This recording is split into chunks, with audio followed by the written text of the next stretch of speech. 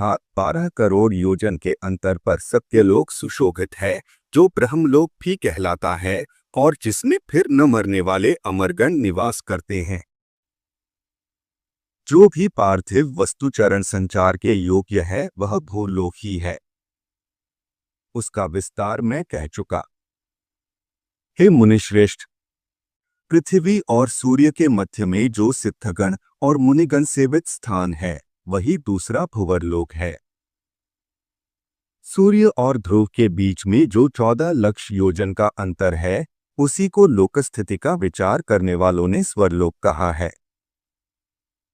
हे मैत्रेय, ये भुवः भुवः स्वः कृतक त्रैलोक्य कहलाते हैं और जन तप तथा सत्य ये तीनों अकृतक लोक हैं। इन कृतक और अकृतक त्रिलोकियों के मध्य में महरलोक कहा जाता है, जो कल्पांत में केवल जनशून्य हो जाता है, अत्यंत नष्ट नहीं होता, इसलिए यह कृत का कृत कहलाता है।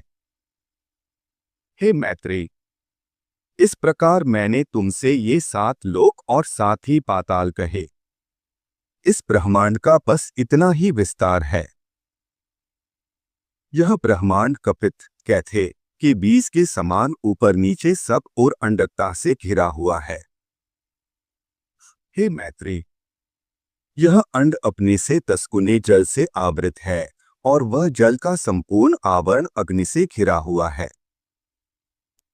अग्नि वायु से और वायु आकाश से परिवेष्टित है तथा आकाश भूतों के कारण तामस अहंकार और अहंकार महत्तत्व से घिरा हुआ है। हे मैत्रेय, ये 7 उत्तरोत्तर एक दूसरे से 10 गुने हैं। महत्तत्व को भी प्रधान ने आवृत कर रखा है। वह अनंत है तथा उसका न कभी अंत नाश होता है और न कोई संख्या ही है, क्योंकि हे मुने, वह अनंत असंख्येय अपरिमेय और संपूर्ण जगत का कारण है और वही परा प्रकृति है। उसमें ऐसे ऐसे हजारों लाखों तथा सैकड़ों करोड़ ब्रह्मांड हैं। जिस प्रकार काष्ठ में अग्नि और तिल में तैल रहता है, उसी प्रकार स्वप्रकाश के आत्मा व्यापक पुरुष प्रधान में स्थित है। हे महाबुद्धे, ये संत्रयशील आपस में मिले हुए प्रधान और पुरुष भी समस्त भूतों की स्वरूप भूता विष्णु शक्ति से आवृत हैं। के महामते, वह विष्णु शक्ति ही प्रलय के समय उनके पार्थक्य और स्थिति के समय उनके सम्मिलन की हेतु है तथा सर्गारंभ के समय वही उनके क्षोभ की का